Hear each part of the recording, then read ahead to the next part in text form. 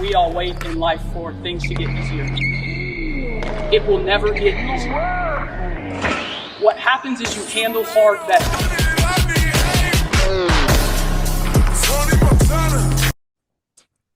Hello, everyone, and welcome back to Sidelined Sessions. Kind of had a few days, well, a few weeks that we were kind of MIA. A few things happened in December that we weren't expecting, and so we are trying to get back at it. I think we also learned that maybe starting a podcast in December might not be a good idea, but we got lots of ideas and lots of stories and a lot of things to talk about. So, Katie, let's start with why do you look tanned and I don't?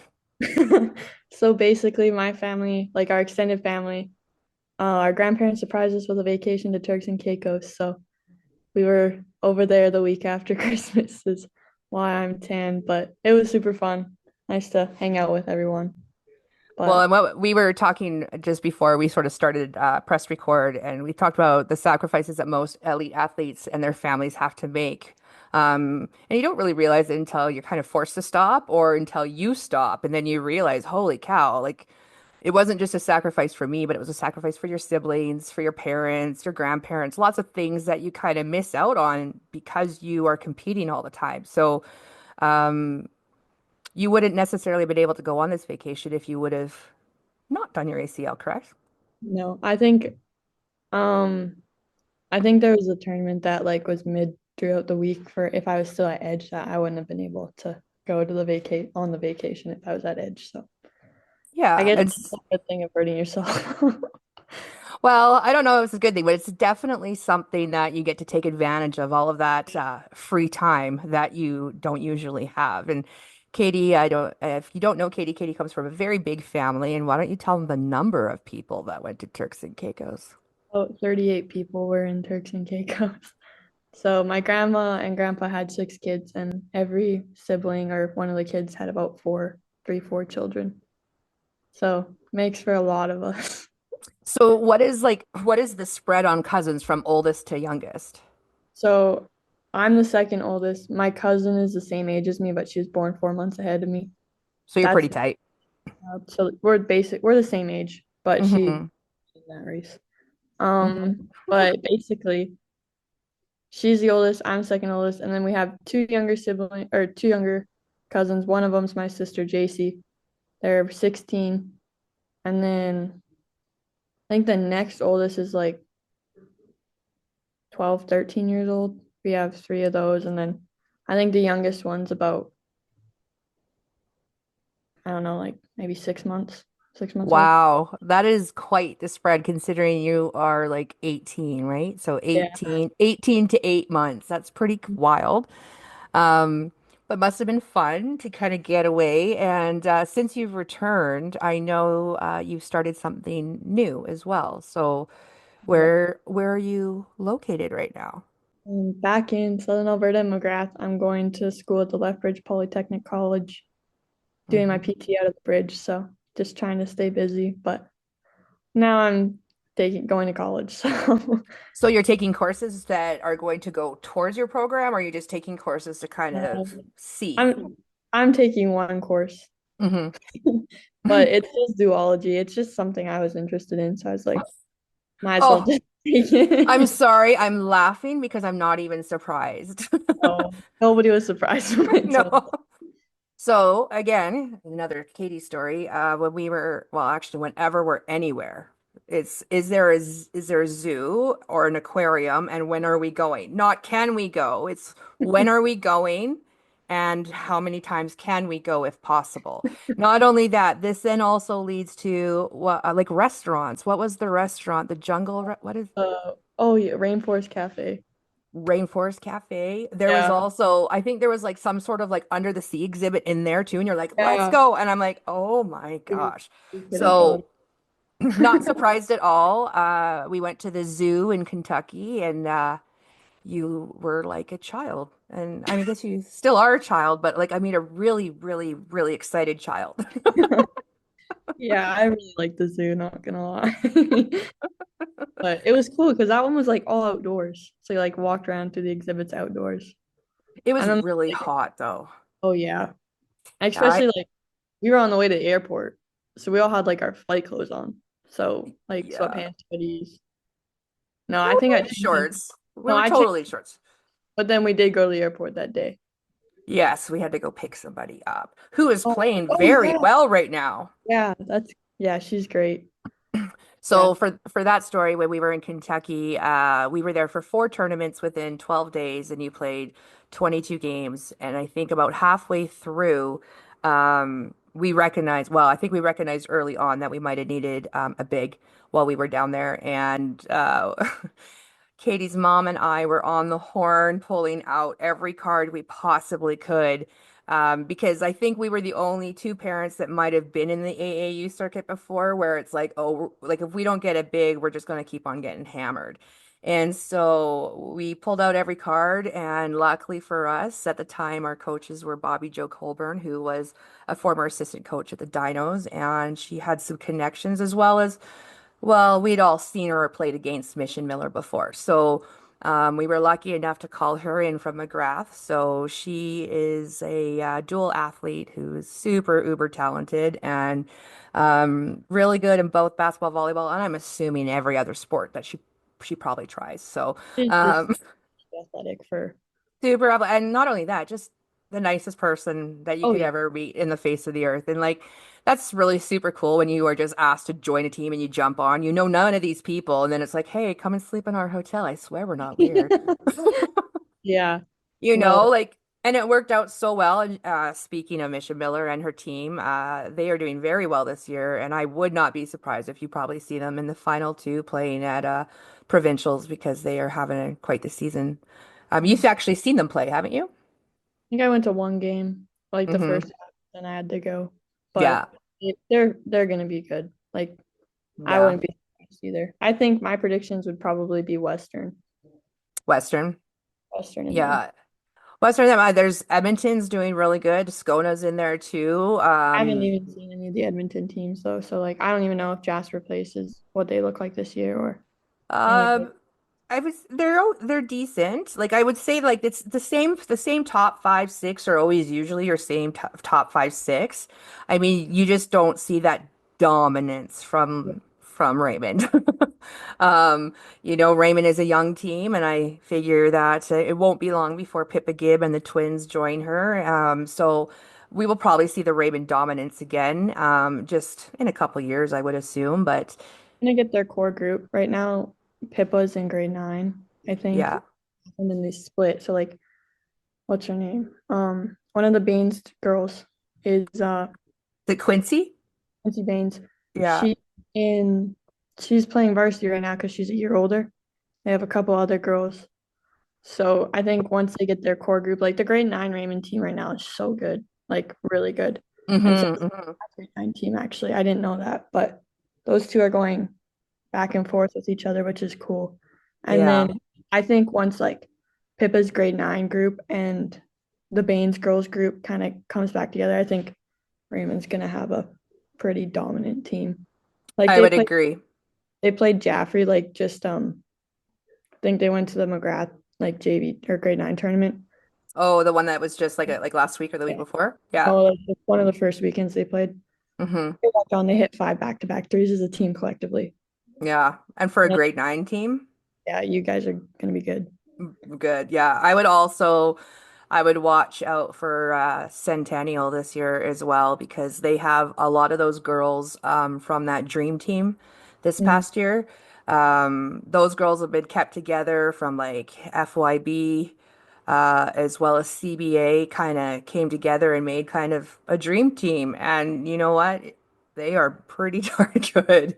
And I've They're been good. saying that to everybody that I talk to. It's like, it's the grade nines and tens that are coming up that are really going to be exciting to watch for the next couple of years.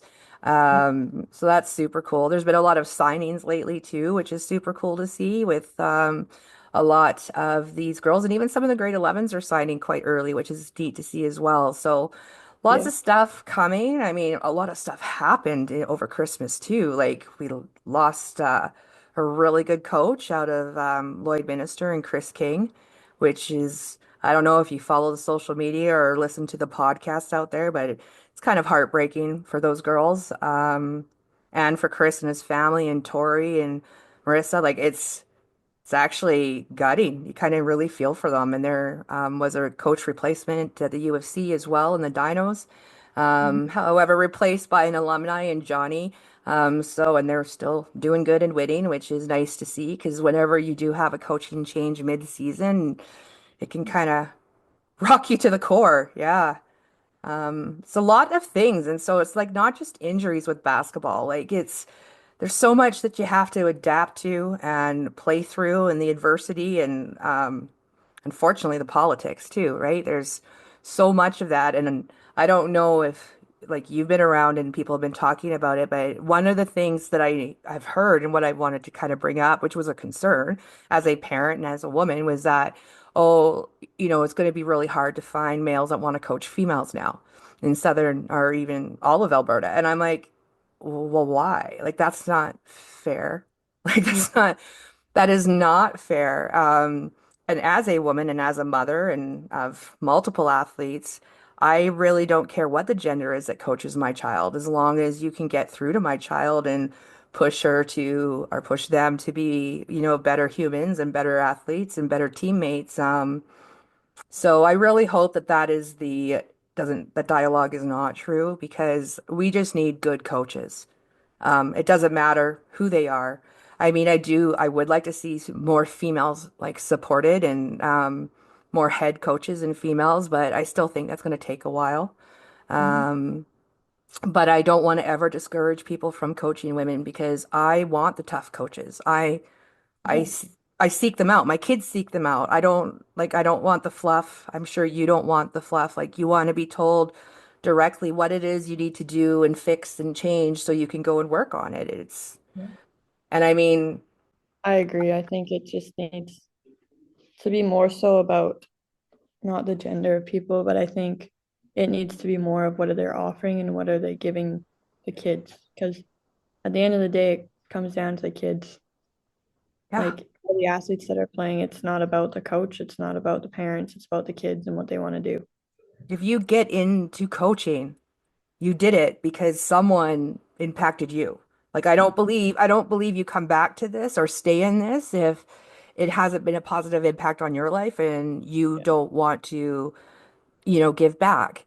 And especially for the ones that I feel that coach that aren't a parent, because I feel like a lot of parents get into this because of their kids and stay in it because of their kids and It's then so, so awesome to see parents supporting kids. Like it's not a bad 100%. Oh gosh, no. But unfortunately, some of those coaches end up leaving once their child ages out, and then it's like, oh no, now we got to find another one, and that's okay because at the end of the day, it's all volunteer, especially here, unless you're paying, at a high level and going to prep or whatnot. But it is volunteers, so those parents are so valuable, and it's funny because I've been asked if I'd get into coaching again, and I don't know. It would be fun, but I don't know.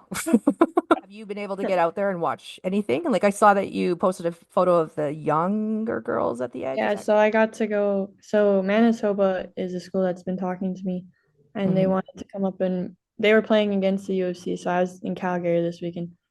They wanted to have a kind of a meet in person with like the girls and stuff. So we were up in Calgary this weekend, but hmm I'm also trying to decide whether I want to go U Sport or stay in Canada or try to hmm get up again. So I was talking to Eddie and them about like my next steps, kind of what I need to do just to help me make my decisions. So Yeah, I got to go up and see like all the Edge girls, which was like super fun. I miss all those guys. that's awesome. So you bring up talking to coaches, and that's good to know that you have had an ACL tear and you are working through it and rehabbing, and you're still having conversations. So do you want to talk about how you've been like how you've done in those conversations, or have they conversations that you've continued to engage in, or are they new conversations? Like, what does recruiting look like for you right now? So right now, like I think the hard part about my situation is when I do reach out to schools, I have to say, hey, I'm coming off an ACL injury. Yeah. So starting to build the new contacts is a lot harder than it was for me prior to my ACL. Mm-hmm. But right now, for my conversation, I'm just keeping up with the schools that I've already been talking to. Right, right. So like I was at a visit for the U of L. I'm going on a visit to Manitoba out there sometime Mm-hmm. in the future. Mm-hmm. I think I'm gonna go out to Regina, do a visit there.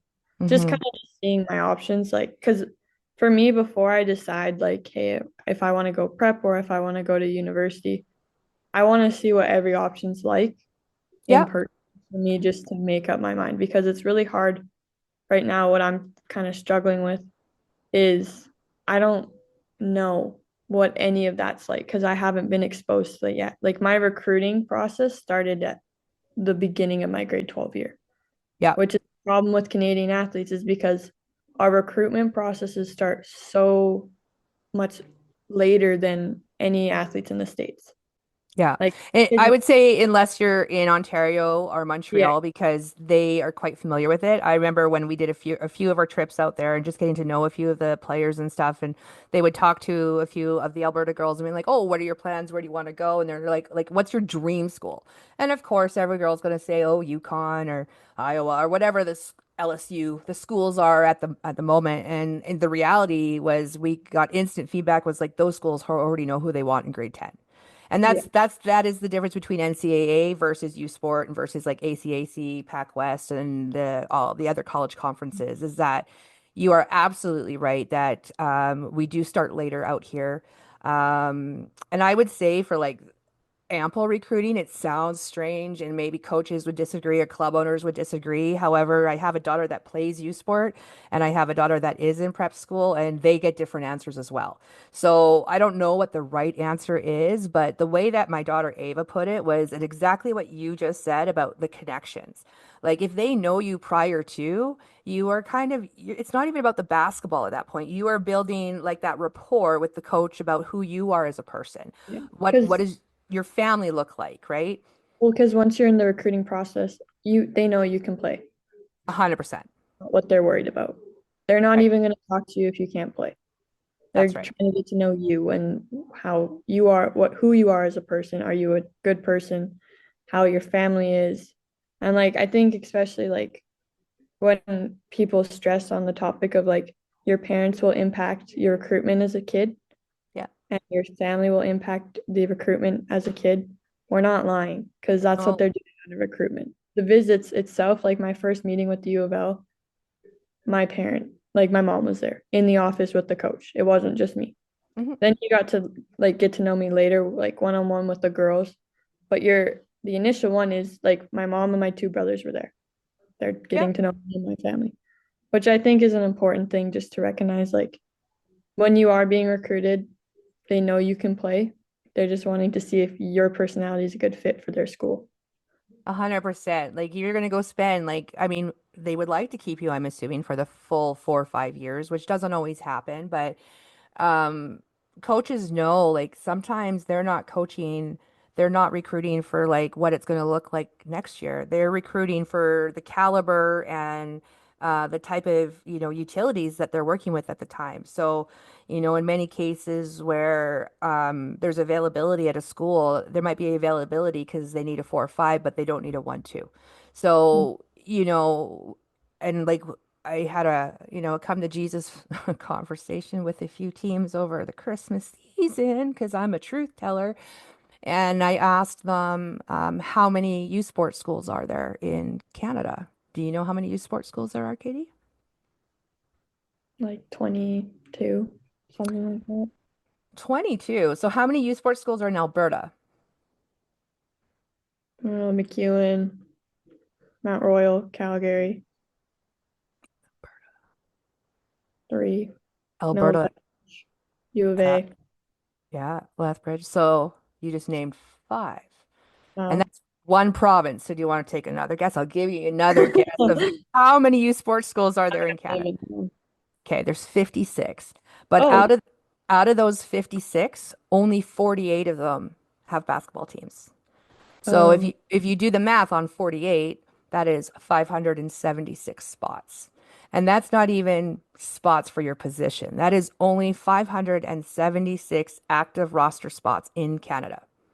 So I have a daughter that is grade 12 going through the same process that pretty much every grade 12 student is already going through, stressing out, losing their mind about, having anxiety about, feeling the pressure about, on top of exams. It's tons of fun right now. Um, but that's the hardcore, that's the truth, is that there's only 48 schools, and on those schools, there's only 12 active roster spots. And sometimes they are only recruiting, two people that year, and it might be a three and it might be a five. And if you don't fall into those positions, bye. And that's just the truth of it. It's you don't fit what they need at that moment, because they already have those utility players. So it's going to get hard. And now that the NCAA has just announced that they are going to allow you to keep your eligibility years if you go to JUCO, that is going to make everything even much harder for the people going into the States, especially, I would say more so on the guys' side than the girls' side, just because of the amount of people. And like when we were talking with Eddie this weekend, it's only your first 2 years of JUCO is what they're gonna try to do now because there's so much backlash with Yeah. that. But Yeah. it's gonna make recruitment in Canada a lot easier because you're not losing us those that level of skill. You're not losing those skill levels to the States now. So Yeah. now it's even harder for Canadian kids to be recruited, even Yeah. within their own country. You know what I mean? Yeah, it's it's it's going to just put things, and I mean, I know why they did it. Like, I think once that the NIL came in and the colleges started losing money off their athletes, they had to figure out a way to make money off their athletes. Mm-hmm. And by allowing them to retain eligibility allows them to continue to make money off of those people if they continue to stay. Yeah. A great example is going to be Paige, right? Like, she could have left last year. She could still leave this year. She could still stay this year because those injuries and those COVID years have given her those three options. And And she's reality is, making a lot of more money than she'd probably make in the WNBA right now, which is another, oh, her yeah, NIL skyrocketed. She's skyrocket, gonna make right? 10 times more money staying in the NCAA league than she 100%. does the WNBA. 100%, right? And why wouldn't you? Like, when you are in college, you are in control of that still. Your name, your image, your likeness, your brand that you are building and putting out there. Um, and people only think like, oh, it's only like, it's only like the your starters that are making money off of NIL. No, it's the person. Like, honestly, there Brandon are Dwight down at FGUS or something, that Florida school, mhm, he hasn't even hit a point in a game yet. exactly. Followers on TikTok is he making? Like, and how much money is that making him? Exactly. Exactly. If you start young, and this is where, okay, myself as a sports, I don't even know what essentially I really do, but I do a lot of stuff in sports and I help people, build up their recruitment tapes and talk to coaches and get recruited. Like, I'm a lot of different things. But the thing is that, you parents don't like social media for their kids. I get that. I 100% get that there is discomfort with social media and giving so much access to your child. I 100% agree. But at the same time, if it is identified that your child is going in this direction, you can either help them, you can help them earlier enough where they don't make mistakes on their social media, Mhm. because a lot of teenagers make a lot of mistakes with how they post, what they post. Yeah. Everything like that could really, really impact their recruitment. And so they have to understand the gravity and the impact and the influence that athletes have. Mhm. And the thing is, if you do it the right way, you can make a lot of money by being yourself and sharing kind of your struggles, your joy. Like, this Mhm. is the way that our society is going in. So you have a choice as an athlete. You can turn off social media and have nothing to do with it. I'm sure that there's tons of fantastic athletes that can do that because if you can turn off the noise, it's amazing how good you can be at your sport. But then there are some that definitely use it to pay for their school because if you are not a scholarship player, you're a redshirt player or whatever, those tuition is like 50, 60, $70,000 a year. Like, why wouldn't you try to make money off of your name, image, and likeness if and pay for your school if you don't have to carry debt when you graduate? Like, there's so many availabilities and so many options for students, and it is so important, like you said, You were having conversation with coaches before, you were engaging before, you were posting before.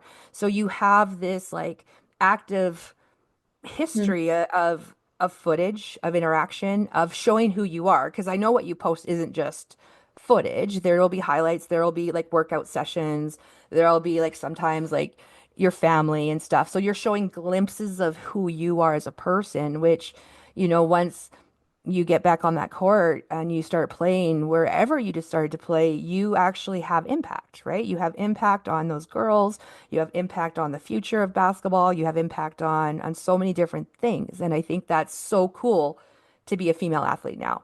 And I Mhm. think that's where the difference is with like women's basketball, men's basketball. You see a lot of women stay. They don't do one and done because they can't. And I'm glad they can't because that's how I think you build up that relationship with all the players, right? Yeah. And I think like especially dealing with like the ACL injury right now, like prior to having my name kind of known, it's made my recruitment post ACL a lot easier because they all know who I am. Hmm. Really helpful. Like what, like, can you imagine though, like if you didn't, right? And so this is where I've had this conversation with my own kids and with you because we've talked about before about people feeling comfortable and not comfortable posting or sharing themselves on social media.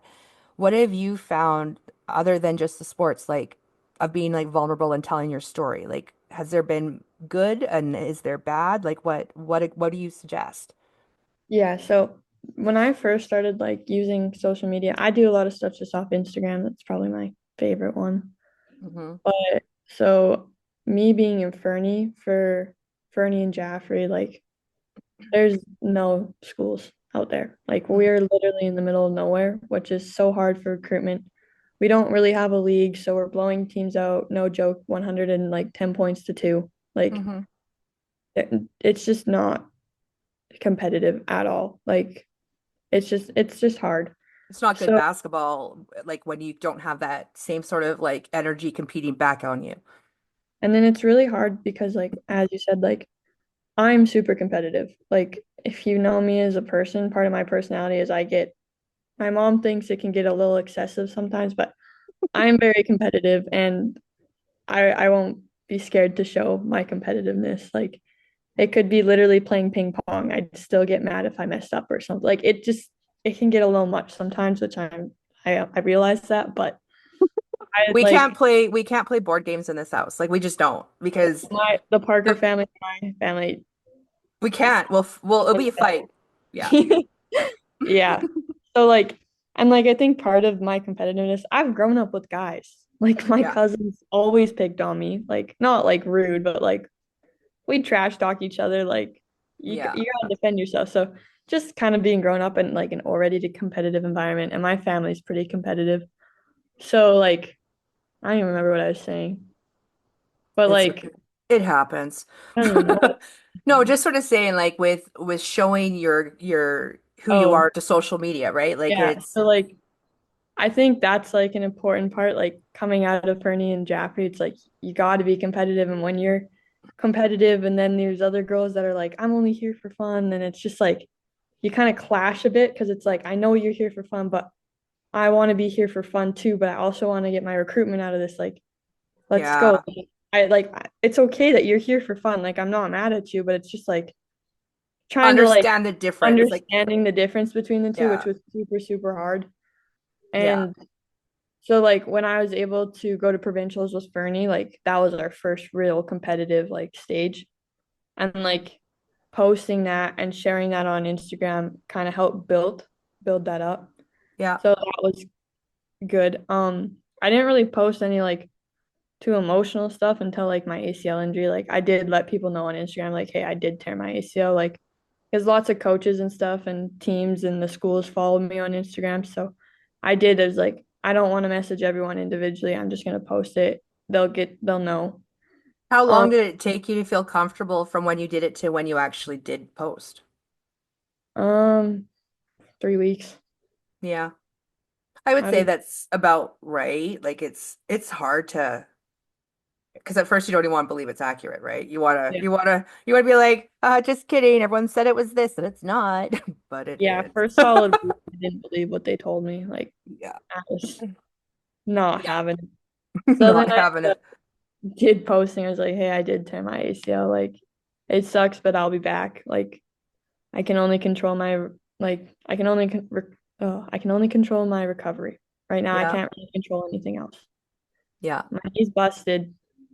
Can't really do anything about that, but I can control on how I'm going to get back and how strong my knee is going to be coming back onto the scene. So I But saw that you did post that you have been cleared to do certain things. You want to explain yeah, what you've been cleared to do and if that's yeah, early in your return to court chart? yeah. So basically, I haven't talked to you guys for like a while, but um, I'm Mhm. after surgery now. I'm about 2 months and like 3 weeks. I'll be doing my jump testing and strength testing in a week and a half-ish, my next appointment with my PT. So that's super exciting. But I was, if you guys remember, I don't know if I said this, I was like a month and a half ahead of my recovery, like than the average person. Yeah. That doesn't mean like when you go through your ACL rehab, it's very like if you don't pass this, you can't do this. Like it's Yeah. very straightforward in what you can and cannot do unless you are able to pass this test. Yeah. So basically, what I was doing was all my flexion and extension came back like quick, like week, 2 weeks. Like I had it back insanely fast. I wasn't That's using, amazing. yeah, I was really lucky for my flexion extension. So that came back really fast, which means I was able to start, I passed that test. I was able to start lifting. And Mhm. then I was able to support my body weight without crutches or help, without a bar, like to squat. I'd hold a bar in front of me just if I felt I could grab onto it. Past that test, I was able to do that. I had good weight, like I could bear weight. Um, just like I don't even remember all the other like there's just little tests that you do. So now I'm full lifting. I have my program. We could probably show it. I'll send you my program right now. It's breaking Mhm. up into 3 days. So plus I do arms every other day and like You're core. gonna get jacked. Yeah. So I'm in the gym for about 2 to 3 hours a day right now. Um, Hmm. so that's just lifting. So I'm heavy into lifting right now. I'm doing so it's called shock absorption because like when you run, when you first start moving, like you're jogging, like you are not sprinting, like you're just going for a jog. But when your knee hits the ground, when you run, you're technically jumping because 2 feet are off the ground. Hmm. So making sure that my knee can take my foot hits the ground, that shock it puts on my knee. So that's what I'm doing right now, like just to get ready for my jump testing and stuff. So like I'll be doing like they look so stupid in the gym. Like I am so embarrassed half the time. I'm like, this does not look at Oh, I all. remember when I went with Ava before, like when I was watching her and I was like, oh gosh, like it doesn't even look like you were an athlete. Like it's so off balance and unsteady. Yeah, And then you realize, oh, this is why it takes so long to come back sometimes. It's the little things that you don't think about. Like people will yeah, see you and it's like, oh, but you're walking. Like you can like handle a light jog. You can go swimming. Like, why can't you do this? I'm like, no, but like it's also like everything unathletic. has to. You can also walk and jog. It's not the athletic part. It's just like Hmm. it's so like I think the more I do it, the more like balance and the coordination's coming back now. So I Yeah, think it my does. coordination right now is pretty good. Yeah. It's just like the movements itself are the Yeah. stupidest things ever, but Yeah. it's a lot for you. Like I'll send you the video. I took a video of me Yeah. doing it today. Yeah, because It's really it feels so basic too, and it feels like you're not progressing because you're like, seriously, we're just doing this. Like yeah, because in your mind you're like, I want to be here and here, and they're like, no, we're gonna do this and this, and it's like, oh, so it really is taking yeah, you back to like the basics and like learning how to properly do it, land, yeah, impact, like all of that, which I get and I yeah, appreciate, but. I remember Ava being in that spot where it was just like the frustration because it's like I want to go here and no one's letting me go here yet. yeah. Yeah. Yeah, so that's it's just I don't know, I just feel stupid doing it. Like I don't know how else to describe it. I'll send you the video though, because Hmm. take a video of me doing it. Basically, So like you what, stand up, pardon no, I was me, just gonna say like, so where, like, what is the timeline that you're at right now? Like where, like, because I know it's like it comes in stages, right? Like it is like you just said, progress one through to two to three. So what technically are you allowed to do right now? just lift and shock Okay. absorption right now. Okay. So I have passed months ahead of strength testing. So my strength is back, but Yeah. I just have to wait for 3 months because your graft is most vulnerable between weeks 9 to weeks 12, and that's middle Where you're of at. a month and a half to 3 months. And that's like I'm 11 weeks right now. So I'm right at the end of that. So I'm just gonna be extra cautious when it comes to that because I'm not gonna put my graft. How do you swell afterwards? Do you need to ice? You don't even swell. Right? Shoot. So I ice, Wow. but I don't swell. Like That's I, amazing. yeah, my knees just I can't be any more happier. Like I No kind of kidding. like Like that was the biggest thing for Ava and for a lot of people with ACLs is that so like when you progress to that stage and you are doing the lifting and the strength and just like the mechanics of like lunges and side lunges and stuff like that, she would swell after. And so what happens when you get all inflamed after you do your rehab 2 hours, 3 hours, whatever it may be, from what I understood, and believe me, I put another disclaimer out here, I'm not a doctor, but this is what I've been told by people. That when you swell and you get inflamed, whatever you just did is almost counterintuitive. Like it doesn't you can't progress when until you you until you yeah. stop swelling. So it I was think kind of like like she was going the in it like deja vu. Do you know what I mean? It was like Groundhog Day. She's like, I can't get further because I keep on swelling after rehab. So like she got stuck in this circle that was very frustrating for a I while. think like the PT at Edge, this isn't my PT, I just overheard this guy say this, but another PT at the bridge where I go, and this was just when I was working out by myself, like I was just doing it. It wasn't a session or anything. But he was explaining to this other kid, he's like, your knee, like if you get mad and your mom asks you to go do the dishes, probably gonna put up a stink about doing the dishes because you're already mad to that. If you're not mad and your mom just says, hey, can you go do the dishes for me? You're probably not going to care as much. So that's kind of what your knee is. So if your knee is mad and upset and it's like swollen and it's not going to give you its full ability because it's mad. It's not, it doesn't want See, to work. that's an analogy that I can understand. Simple. Yeah. I'm like, yes, thank you. But when you get your knee calm and everything's good now and it's happy, it's like good where it's at, then it'll progress. So that's like Does- kind of finding the balance. And doesn't that kind of work with like everything? Like Yeah. like if you Yeah. maintain calm on the floor and you don't freak out, you're not going to get in foul trouble or miss your shots. Like you're just going to find your flow state.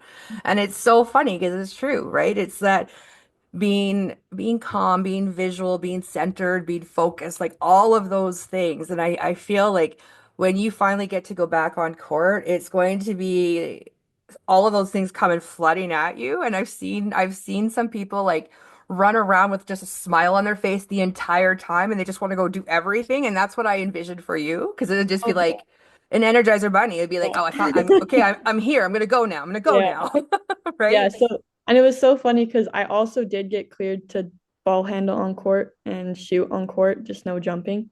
Yeah. And I never thought I would be so happy to ball handle in my life. Oh, for a I hate shooter, ball that's handle. yeah, And shooters are I was not. like, are you serious? Like I can ball handle now? Like, let's go. But Yeah. I was so excited for that. But And it's like kind you of already have good handles. So imagine what those handles are going to look like after like a year of working on them. Like it's all the things that maybe you didn't see about basketball before, you see differently now. Like I think that was the one thing for her was like when you get to sit on the bench and actually look at basketball from like a coach's perspective and you're not looking at how can I help or how can I get in or what I'm going to do when I get in, like you're now that that's all removed you're now just looking at it from mechanical and fundamental and execution standpoint. yeah. So I don't know. That was exciting. So I'm really happy with like my rehab right now. I can't really complain or anything. I think I will Yeah. be posting a TikTok though, in like a day in my life because I was filming for one today, which I thought would be funny. But I just go Hmm. through all my exercises. My butt and my legs are so sore right now. Like sitting on this chair really hurts, but it's But at worth least at least it. it's not knee pain, right? Like that's the kind of Oh, hurt that you're wanting. It's yeah. like because you know you're doing something, right?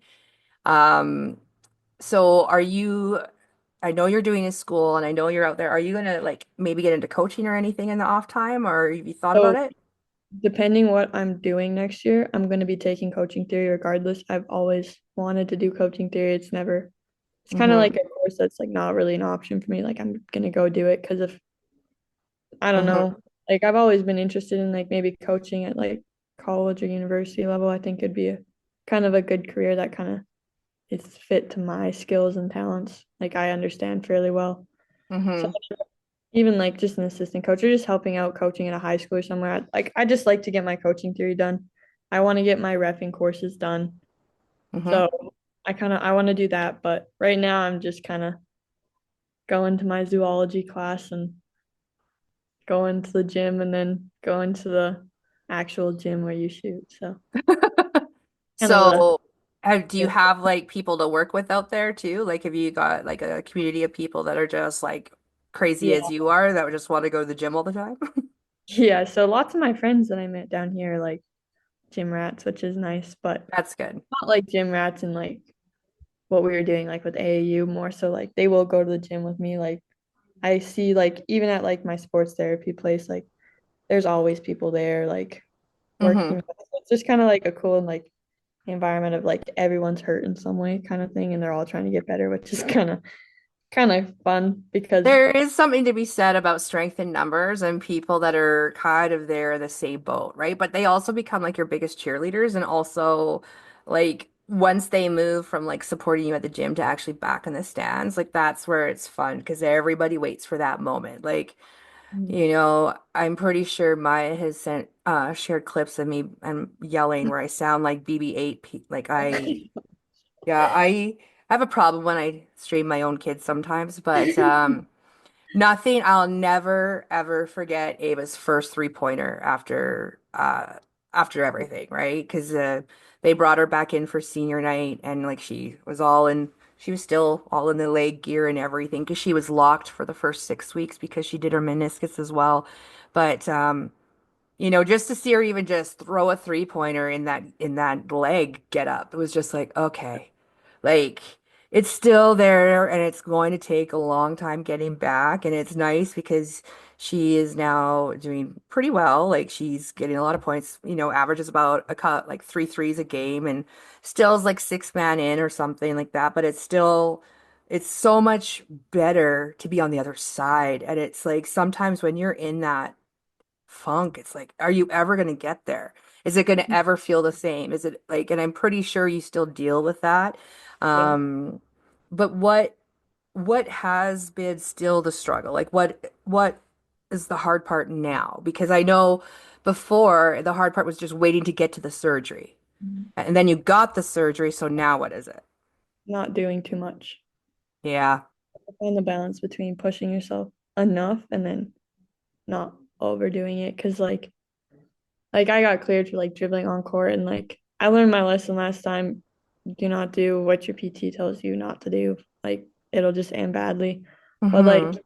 even like I'll be ball handling, I'll like turn around at half where I dribbled to, doing like there and back for ball handling and I'm like I just want to like actually just what happens if I actually just move right now? Like what Yeah. will happen? And I know what would happen. It's just hard to be like To hold stuck. yourself back.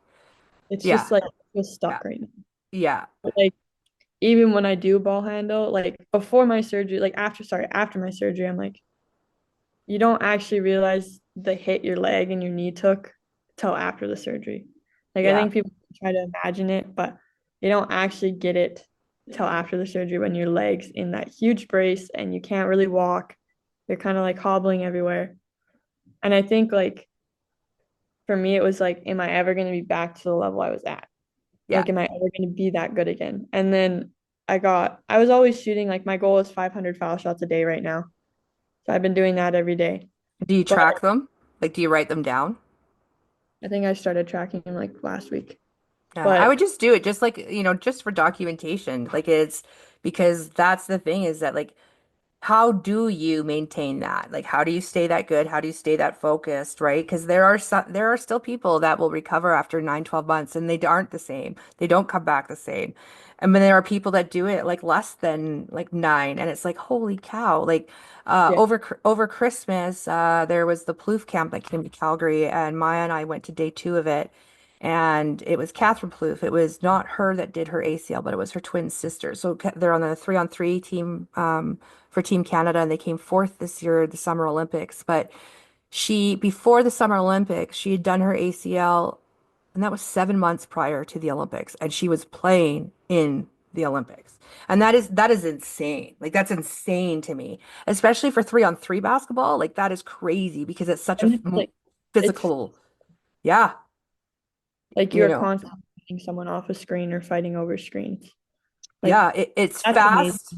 Yeah, like and like obviously not everybody can do that, and but it just shows you that how fast modern medicine has evolved. And like I'm pretty sure that she has access to a lot more things than we do, being a Canadian provincial national Olympian. So, and like, because you've gone through NCAA and you've played pro, you kind of know the drill. You've seen multiple ACLs at this time, and you've seen people come back and be good, and seen people come back and just get lost, and people come back that are even better. So it is still like, I think that um, I think a lot of it is mental, and I think a lot of it for all of us is staying focused. And that's why I asked, what is the hard part now? Because it still is, as much as you just said, oh, I'm in the gym for 2, 3 hours a day, and some people are like, oh, girl, that's enough, right? But to someone like you, it's not, right? And I think like the as soon as I was able to start ball handling, like because I've only have been ball handling on like on a chair, like I'll sit down on a chair and ball handle because that's all I was allowed to do. And then I Mm-hmm. got good to start walking back and forth and dribbling, and I'm like, oh, I still have it. Like I still, Yeah. it's like it's okay. I'll be back. Which is kind Yeah. of like it was a relief once I was able to start doing that because like you can see on my one of the videos I have, I'm like, did it, I messed up, I got it again, and then it started going really smoothly, and I just started smiling and like laughing. I was like, nobody's You're around like, me. I'm just yeah. sitting there smiling.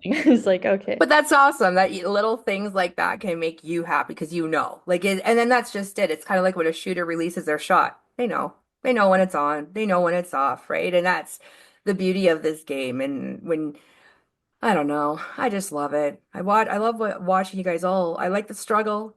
I like the heart. I love the comeback stories, the underdogs, you name it. Like there's so much about sport that teaches you so much about life. And you know, you know, it sounds silly, but like you become more empathetic to people, and you become more understanding of people. You become more open to people because you've gone through your own trauma. And I'm not saying that trauma makes us better, but trauma definitely is something that everybody in this world understands.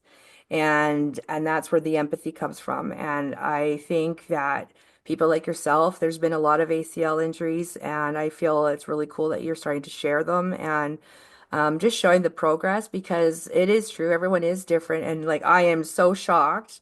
Well, I'm not really shocked because of who you are, but at the same time, it's like you've made progress really fast, and that's awesome. And I just hope that it just continues to go. Have you thought about, or are you going to look into seeing a sports therapist like for the mental side of it before going back, or are you gonna? I haven't really thought about that yet, but Mm-hmm. like you never know until you are thrown in a situation how you're gonna react. So like right Yeah. now I'm thinking like I'm gonna be fine. Like I'll just get back, but Mm-hmm. I don't really know how I'm gonna react to it until I'm like thrown in it again. But Yeah. for me right now, I don't think it'll be as hard if that makes sense. Like I think Mm-hmm. mentally right You're in a now good spot. it'll be good if I That's good. stay like this, if you know what I mean. It's really hard Yes. to describe because it's like I understand it from both sides, but for me personally right now, I think it'll be okay. Yeah. Have you been talking to any of the other people that you know that are going through the same thing as you, or how are they doing? Yeah, so Temmie, I haven't talked to her for a while, but from Edge, Temmie from Edge, I think she's doing really well with her knee. I was talking to Jordan from Edge when I was up this weekend. He said she's doing good. Mm-hmm. Katie and me will like Gringus will talk sometimes. Ify will reach out sometimes, which is super nice, kind of Mm-hmm. talking to your old teammates and stuff. Me and Mile have a couple chats like here and there, just Yeah. whenever, but it's still Yeah. nice to like stay in contact with those people and Hmm. Like, I don't know. There's a girl Yeah. at the college I met at coaching at the Kodiak's camp the week before I tore my ACL. She did her ACL and she's always given me advice on it. I have another girl from McGrath that I met at FSY 2 years ago. And then when I moved here, she was going to school in McGrath. So she did her Hmm. ACL too, and her mom's super nice. So I've talked to those two a couple times, just kind of Yeah. asked for advice. It's amazing how many connections and just people that you kind of just get close to throughout the process because it's like I do think that sharing, like little victories and stuff like that, like kind of help you. You're like, okay, so this is normal, or I haven't had that yet, or no, I haven't experienced this, or oh, like it's Yeah. just kind of nice to kind of know when you're going through it for hopefully the first time Yeah. and whatnot. But yeah, I think you're doing great, and I'm so happy that things are going well. Like when I saw that on social media, I was like, oh, there's a diz, you Yeah. know. Happy about So that. that's awesome. So how about we end this one here? Unless you do you want to have anything to add right now, or are you? No, I'm just kind of happy right now. Not gonna lie, I'm just really happy with how it's going right now. Oh, well, that's good, Katie. I'm so happy for you. And I feel like even just sharing that happiness and that like just progress, it kind of can also give other people hope that are sort of going through it.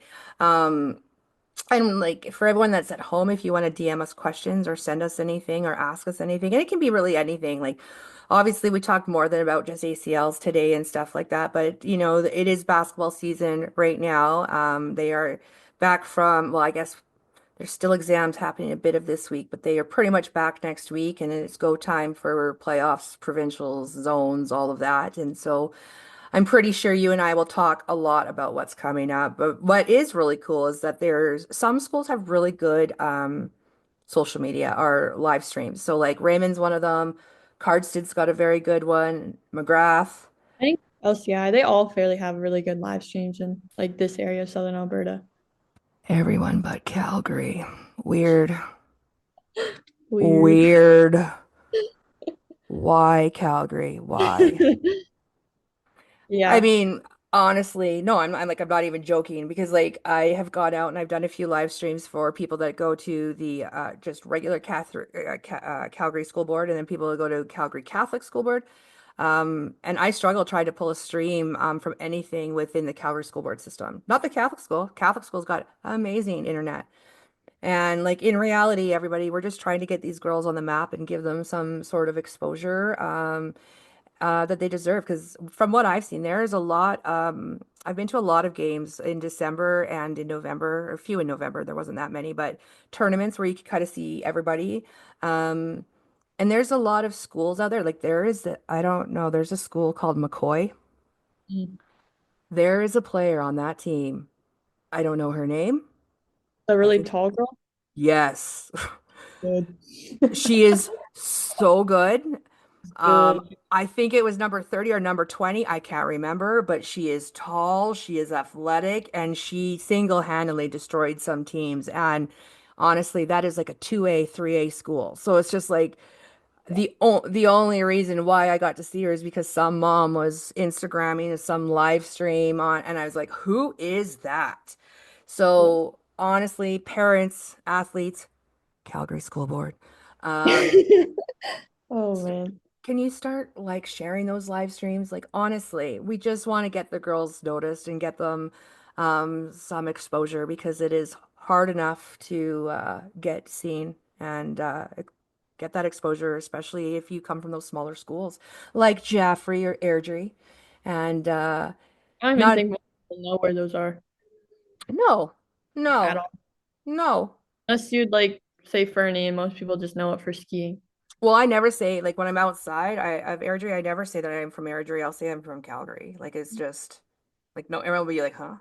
And Mm. the thing is like Airdrie's only 30 minutes away from Calgary, so it's not even that far. But I don't even know where. I guess I should go and find out who's on that team in McCoy because holy cow!